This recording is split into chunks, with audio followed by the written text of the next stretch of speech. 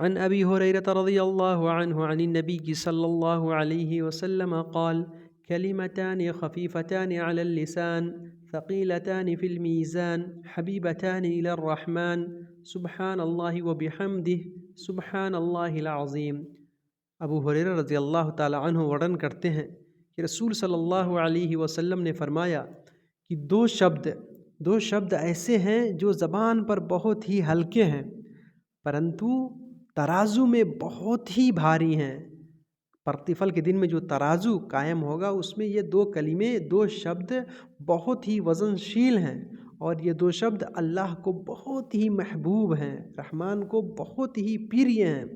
وہ دو شبد کون کون ہیں؟ سبحان اللہ و بحمدہ، اور دوسرا سبحان اللہ العظیم۔ اس وجہ سے ہم کو یہ پڑھتے رہنا چاہیے۔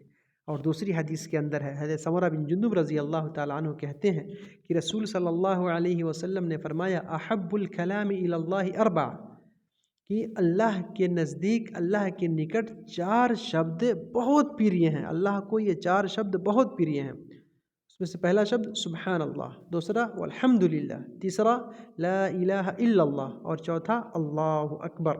لا یضرک بأیہن بدأت، یہ چار شبد جو ہیں آپ پہلے کوئی بھی کہہ سکتے ہیں، آگے پیچھے بھی کر سکتے ہیں، لیکن یہ شبد ہم کو کہتے رہنا چاہیے۔ اس سے جو ہے ہمیں اپنی زبان کو تر رکھنا چاہیے۔